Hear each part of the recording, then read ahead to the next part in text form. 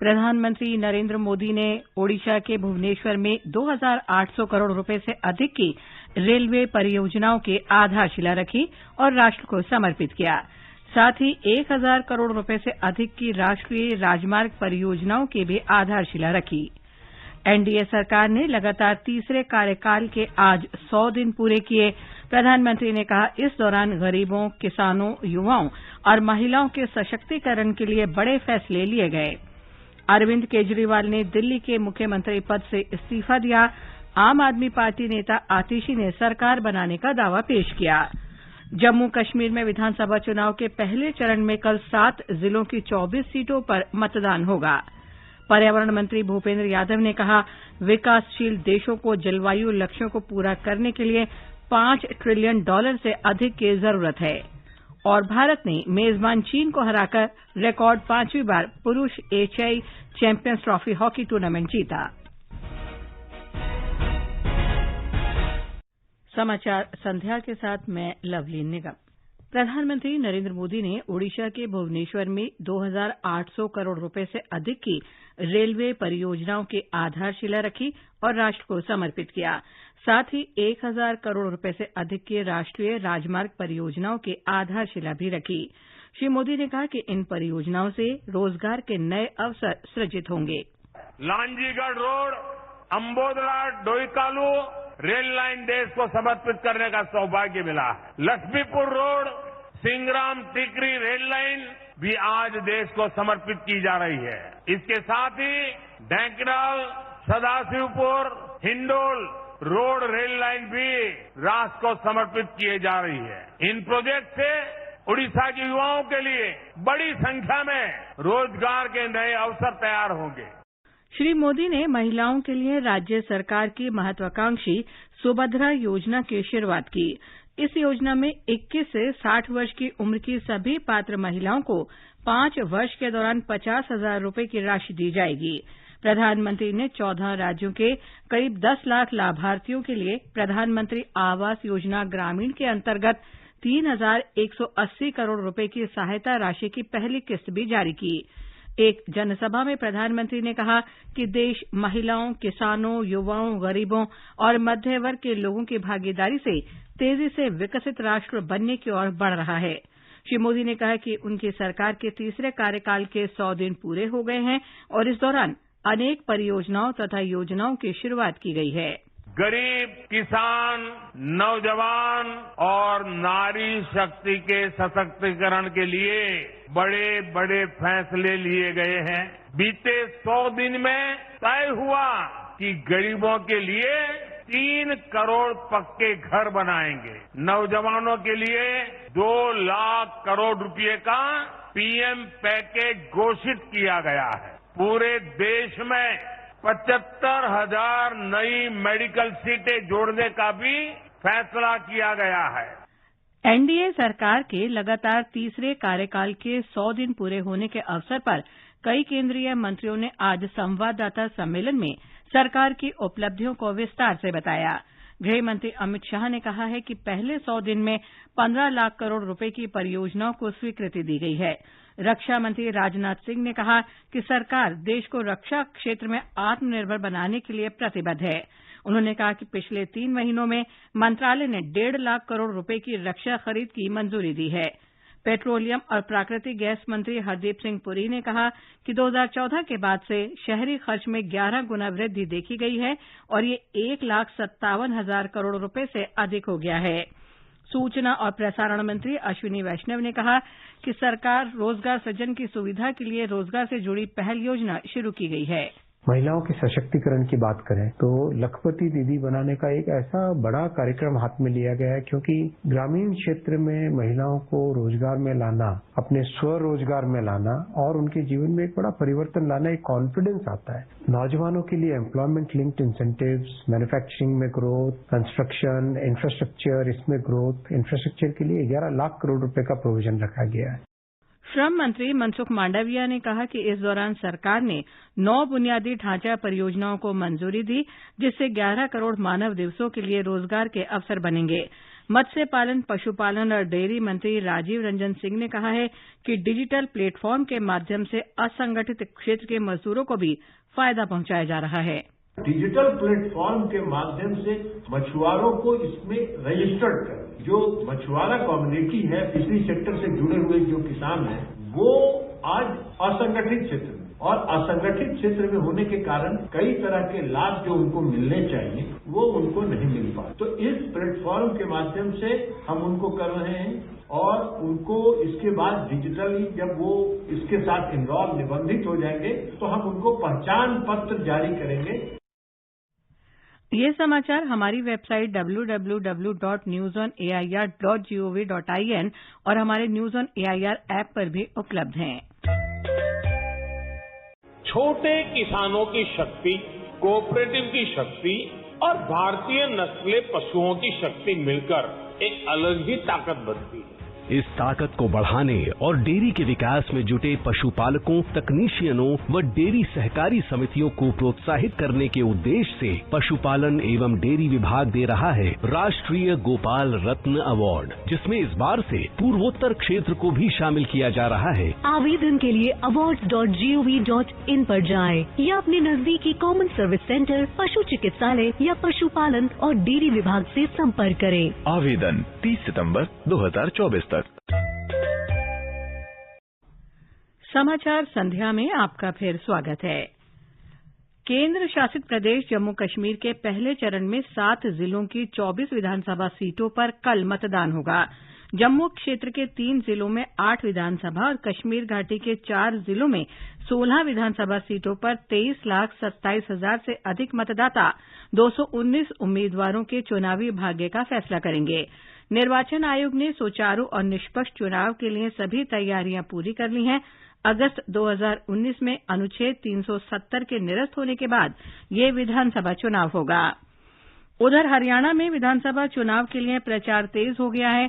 भाजपा के वरिष्ठ नेता और गृह मंत्री अमित शाह ने आज फरीदाबाद में जन आशीर्वाद सभा को संबोधित किया।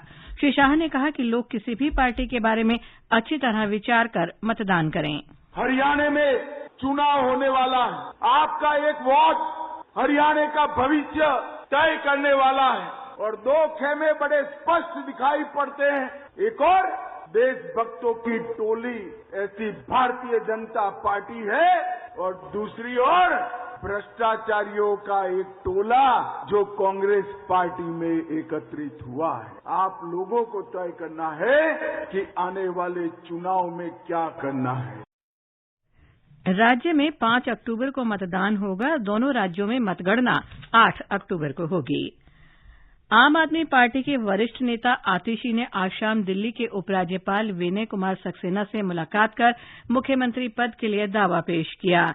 उन्हें दिन में पार्टी विधायक दल की बैठक में सर्वसम्मति से नेता चुना गया। इससे पहले अरविंद केजरीवाल ने मुख्यमंत्री पद से इस्तीफा दे दिया था। श्री केजरीवाल ने शाम को उपराज्यपाल को अपना इस्तीफा सौंपा। उधर भाजपा ने कहा है कि सिर्फ चेहरा बदल देने से पार्टी का चरित्र नहीं बदलेगा। पार्टी के दिल्ली प्रदेश अध्यक्ष वीरेंद्र सचदेवा ने कहा कि मुख्यमंत्री को उनके 10 साल के शासन में हुए भ्रष्टाचार का जवाब देना होगा। चेहरा बदल गया है, लेकिन आम आदमी पार्टी का करैक्टर जो है, भ्रष्टाचारी करैक्टर, वो वहीं का वहीं है और दिल्ली की जनता उस भ्रष्टाचार का हिसाब मांग रही है। एक महिला को सीएम बनाया, लेकिन आतिशी को जवाब देना पड़ेगा कि जितने टाइम से वो मंत्री हैं, आज दिल्ली की सड़कों की हालत देखिए, पीडब्ल्यूडी विभाग वो देख रही है। अभी हमने उस दिन मुंडका से नांगलोई तक का जिक्र किया, दिल्ली की हर सड़क की यही हालत है। शिक्षा का काम आतिशी देख रही थी। 9th क्लास के 1 लाख से ज्यादा बच्चे फेल हो जाते हैं। 11th क्लास के 54,000 बच्चे फेल कर दिए जाते हैं, तो उनके पेरेंट्स को जवाब तो देना पड़ेगा ना। भारतीय पुलिस सेवा के अधिकारी मनोज कुमार वर्मा को आज कोलकाता पुलिस का नया आयुक्त नियुक्त किया गया है। वर्तमान पुलिस आयुक्त विनीत कुमार गोयल को अतिरिक्त महानिदेशक और पुलिस महानिरीक्षक के रूप में विशेष कार्यबल में स्थानांतरित कर दिया गया है। कोलकाता उत्तर डिवीजन के पुलिस उपायुक्त आईपीएस अभिषेक गुप्ता को ईस्टर्न फ्रंटियर राइफल्स में स्थानांतरित कर दिया गया है। जूनियर डॉक्टर भी उन्हें हटाने की मांग कर रहे थे। ये समाचार आकाशवाणी से प्रसारित किए जा रहे हैं।